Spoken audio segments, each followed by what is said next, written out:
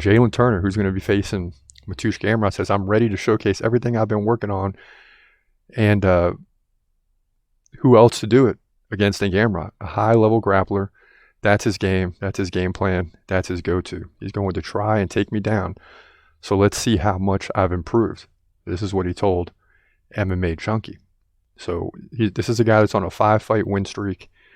And, he's going up against a number 7 contender, a chance to jump in the top 6 or 7 in the toughest division in the UFC. Broadcasting live from an undisclosed location. This is The Community MMA with your host, Chris Cross.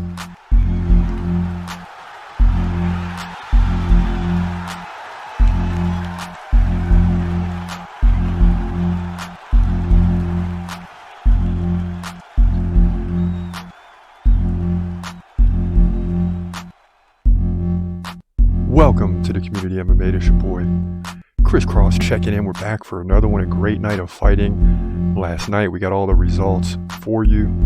We finished 6-4 on the night, 6-3 going into the main event, which was not Krylov versus Superman Span as we initially thought. And we counted on that because we had Krylov winning, fully expecting him to do so, but then he got ill. So the main event was replaced with the co-main event, which featured Andre Muniz versus Brendan Allen, and we got all that for you. So we started the night on a good little run, winning the first 2 fights. Starting out 0-2, it looks like a great night ahead. We're excited. We're winning. And then midway through the prelims, things started to go downhill. So we get Nurullo Aliev. We get that win right in a majority decision. Joe Selecki, submission, we got that. But then O'Day Osborne surprised Charles Johnson, especially in the 3rd round, to squeak out a split decision victory. So we're 2-1 at this point. And then we go into Jordan Levitt, who had an unbelievable performance last night. Check this out. So another low strike there causes a break in the action. Now we're back at it. 2:50 left in round 1. And Levitt looks to me like he's opening up a little bit here. Martinez needed that break.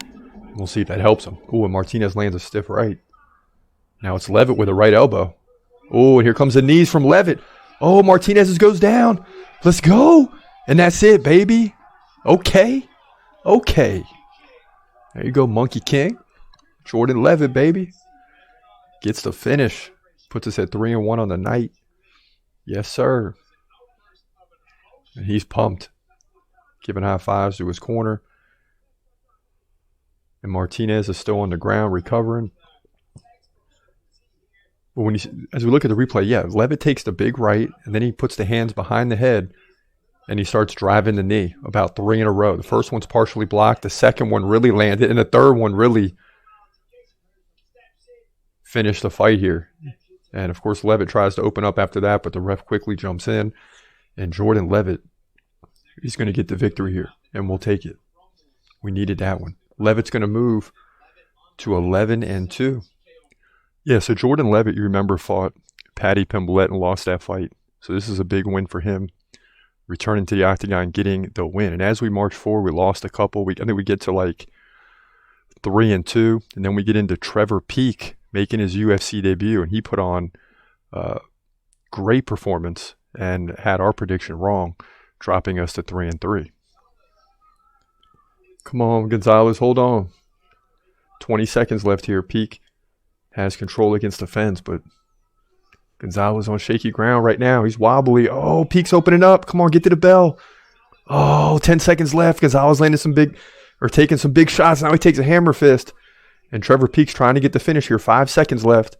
Oh, a big right drops him. Oh, my goodness. Trevor Peek finishes him with 1 second left in the first round. Dang. Wow. Yeah, so a shocking victory there in his UFC debut. Eric Gonzalez was just 14-7 coming in, but you expect a UFC fighter with some wins under his belt to beat a guy in his UFC debut, but not this time. So now we fall to 3-3 heading into the main card. Things are looking good, though, because in the main card, we expected to go 4-1 minimum. But then we find out that the main event is canceled, so now we're a little worried. But we go on a run, winning 3 in a row, including this from Tatiana Suarez. Ooh, and Suarez gets underneath. And she's got the legs locked. Oh, boy. De La Rosa can't get out of it. I don't know how tight it is. This is close. Ooh, this is close. Come on, squeeze. Oh, she lost her leg grip. Now she got it back. Boy, and she squeezed it even tighter. De La Rosa in a lot of trouble here. She's going to pop out. Looks like she's going to pop out. Oh, it just made it tighter, it looks like. Boy, she's nearly out of this thing. And that's it. Let's go. De La Rosa taps, baby. Let's go. 3 minutes in to round 2. Back-to-back victories for us. Yeah, so back-to-back there. And then we get the next fight with Augusto Sakai winning by decision. We thought that would be a great fight to watch, but it turned into a bunch of clinching and control time. Kind of tough to sit through and describe, but Augusto Sakai still put on a dominating performance. So we're 6-3, 3 in a row. 7-3 will be great, but we need Andre Muniz to win. But this is what happened. Oh man, come on, Muniz, get out of this. Brendan Allen pounded from behind. God, he's got the legs wrapped around, and he's constantly fighting the hands of Muniz. Switching hands, trying to get the submission. He's got the legs wrapped around him. Andre Muniz is not in a good position here. And he's probably losing his fight as well. So he's running out of time. It'd be huge for Brendan Allen to get the win, though. Look at this. Oh, he locks it in. Nope, he's not underneath. Boy, this is tight. This is tight. Ooh, Muniz looks in trouble. Muniz looks like he's in trouble, and he taps, and that's it. Brendan Allen gets the win. And a dejected Andre Muniz taps. And you can see the look on his face right before he tapped. Like he didn't want to, but he had to. And man, Brendan Allen on the big stage. Moving to the main event. Gets the win over Andre Muniz. And probably the biggest fight of his career to date. Because now he's going to be ranked, getting a finish over the number 11 contender in the division. Man, we got this one wrong. Yeah, so Brendan Allen sneaks out the victory by submission in an incredible performance for him. He made a big statement at UFC Vegas 70, and you get thrusted into the main event, and then you get the win. And you heard us because it's a main event now, not a fight we expected to be a main event, and now we fall to 4-2. So it is what it is. 44, 25, and 2 on the year, about 63%. We're hoping to get near 70, which is really difficult. But anything above 60% we'll take, and that's where it stands right now. Now, when you look at, there's all this talk always about fighter pay. You look at Brendan Allen last night, $85,000 guaranteed, $85,000 for the win, $6,000 for the sponsor, and then another $50,000 for the bonus, which all the fighters that finished last night got that. So he made $226,000 in 15 minutes. That's about $15,000 per minute. Who else makes that much? Even NFL players are right around that. Jordan Levitt, $99,000 total. 22, 50,000 win bonus, 5,000 sponsor. Joe Solecki, $99,000. Augusto Sakai, $94,000. Tatiana Suarez, $91,000. And a lot of those cases are making over $10,000 a minute in the octagon. I mean, it's incredible. So you talk about fighter pay. You got, 9 fighters here, all above or right at $65,000 or more. In most cases, over $10,000 per minute. So, when they talk about fighter pay, trust me when I tell you, these guys are making plenty of money. No doubt about it. They're making plenty of money. $226,000 for Brendan Allen. That's pretty incredible. Now, as we move into 285, UFC 285, which goes down this week, a bunch of big names. Shavkat Rakhmonov, Bo Nickel. And now you got Mateusz Gamrot stepping in on short notice. Can you believe this? Those are 3 huge names. We haven't even talked about John Jones versus Cyril Gane. That's 5 huge names. As well as their opponents going into UFC 285. So we got a big one on our hands next week, ladies and gentlemen. Make no mistake about it. And Jalin Turner, who's going to be facing Mateusz Gamrot, says, I'm ready to showcase everything I've been working on. And who else to do it against than Gamrot? A high-level grappler. That's his game. That's his game plan. That's his go-to. He's going to try and take me down. So let's see how much I've improved. This is what he told MMA Junkie. So this is a guy that's on a 5-fight win streak. And, he's going up against a number 7 contender, a chance to jump in the top 6 or 7 in the toughest division in the UFC. And he's got a good chance to get a win, but it's going to be very tough against a guy in Gamrot who's like 21-2. He goes on to tell MMA Junkie he's a good opponent. He's going to come in, try to shoot, try to wrestle. I already kind of expected that from Dan Hooker a little bit, so I was a little bit prepared. It's just another fight. I'm ready to take on whoever wants to step up, and I will always showcase it every time.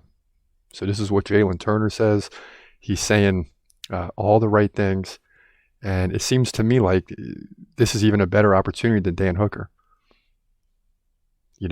He's more likely to beat Dan Hooker than Mateusz Gamrot, but it's still a good opportunity. Now, he's had 5 wins in a row, but check this out against Jamie Mullarkey. 4:40 left in round 2. And Jalin Turner winning this fight, but he's got to be careful of those takedowns from Mullarkey, as we saw at the end of round 1 for about a minute and a half. Still clearly won the round. But he's tall and lanky. He's susceptible of being taken down. But he's still controlling this fight. Landed some good leg kicks. Now he comes in with a big right. Oh, Mullarkey goes down. He's in trouble. He's covering up. Herb's got to step in. He's pounding away with the left, and Jalin Turner finishes Jamie Mullarkey just like that in the second round. And now we're headed to the main event, baby. Yeah, so that kicks off. Not kicks off. It's right in the middle, but that's along the way to a 5-fight win streak. And I always talk about this with guys like Charles Oliveira. When we told you he was number 13, he'll win the title one day, and he did. He was 11-8 in his career, and before he went on an 11-fight win streak. And Jalin Turner's a guy that can do the same. Don't know if he'll win the title, but he's going to make a run because he's hitting his prime, and he's 5-0, and the sky's the limit. Let's just say over 13 fights he goes 11-2. That would be tremendous, and he's got the capability to do that and get in title contention again in the toughest division in the UFC, because a lot of guys ahead of him, not including Beneil Dariush or Islam Makhachev, but a lot of guys, Michael Chandler, Dustin Poirier, Justin Gaethje, these guys are getting older. These guys are going to fade away over time just because they're headed on the downward spiral in terms of age. No one escapes age, right? It's going to slow you down at some point. But since this fight was announced, we went ahead and did the prediction. So let's get into that now. Who do you think I'm going to take? I'm a big Mateusz Gamrot fan. So check this out. In the lightweight division at UFC 285, you got Mateusz Gamrot taking this fight on late notice. He comes in at 21-2, taking on Jalin Turner, a guy who's on a 5-fight win streak, and his record is 13-5. So let's get into this because this is going to be a very difficult and conflicting prediction for me. Now, Jalin Turner, 5 inches taller. He's got about a 6-inch reach advantage. He doubles up the inactivity over Gamrot in terms of significant strikes. He lands about 6.5 per minute rapid pace compared to 3.3 from Mateusz Gamrot. But Gamrot has a good opportunity to stifle Turner because of his takedown game. That can limit the activity, right? So Gamrot lands about 4.7 takedowns over the course of 3 rounds, which is nearly 2 per round, at least 1 per round. Jalin Turner gets about a takedown every 3 rounds, but against Gamrot, it's probably going to be difficult to do because Gamrot has a 90% takedown defense. He was on a 4-fight win streak, beating Arman Sarukian, Diego Ferreira, Jeremy Stevens, but he lost the last fight against Beneil Dariush, who's one of the better fighters in the division and is fighting Charles Oliveira in the near future, former champion. Now, Jalin Turner, a.k.a. the Tarantula, not bad takedown defense, 77%. That'll give him a chance because this whole fight comes down to whether Jalin Turner can defend the takedowns. If he does, he's going to win the fight. He's coming off wins against Brad Riddell, Jamie Mullarkey, Uros Medic, Brock Weaver, and Josh Kulabayo.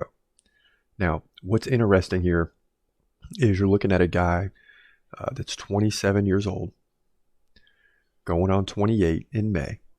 He's hitting that peak point of his career. So forget the 13-5 record. If you look at that, you're going to think Jalin Turner's going to lose this fight. And normally, if you ask me, I would always tell you Mateusz Gamrot's going to beat anybody. He's one of my guys. He was on a do list for a while. He's 21-2. Forget about it. But there's something about these fighters like a Charles Oliveira who comes into the UFC and goes 11-8 and then hits on an 11-fight win streak.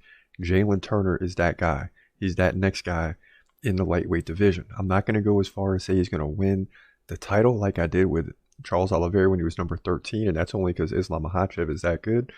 But this is a guy that's going to make a run and potentially get to a title fight, and who knows what happens when he gets there. I think he wins this fight. This is going to be shocking to people. It's a 7 versus 10 matchup, but I think Jalin Turner does get taken down once or twice, but he defends a takedown well enough. He wins 2 out of 3 rounds. 1 round will be very close. Don't be surprised by a split decision, but I think Jalin Turner fights his butt off and sneaks this one out in a huge win to get him in the top 6 or 7 in the division. He'll win by decision. Don't miss this fight. He'll move to 14-5. Mateusz Gamrot will fall to 21-3 here in the best division in the UFC, the lightweight division at UFC 285. Yeah, so we got Jalin Turner continuing the win streak, 6-0. If he can get the win here, and it would be huge. I mean, it'd be absolutely huge. And he's capable of doing it. And it does help that Mateusz Gamrot takes the fight on late notice. I don't think it's the total determining factor of who wins, but it certainly helps Jalin Turner that Mateusz Gamrot doesn't get a lot of prep time for this fight. He just walks in and takes it. If anything, it equals or levels the playing field, in my opinion. We'll have to wait and see how it plays out. Now, in terms of the voting, you already know how this is going to go. Mateusz Gamrot, 65%. Jalin Turner, 35%. Early on, just released his poll. Only 20 votes right now. It'll probably be up to 100 to 200 by the end of the day. But I don't expect it to change. 2 out of 3 are going to go with Gamrot. But 1 out of 3 are going with Turner because of the win streak. And this guy's got a big opportunity to continue winning. I'm just trying to tell you. What is he, 27, 28 right now? Somewhere along those lines. Prime time for the next 5 or 6 years.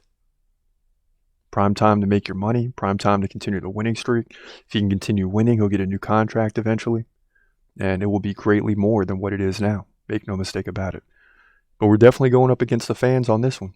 So we'll have to see how it plays out. But we like Jalin Turner to get the job done. And you know, Mateusz Gamrot's a guy that was on our do list, which we got to talk about coming up because we got a lot of guys fighting this week that are on the do list. Shavkat Rakhmonov, to name one. John Jones, number 3.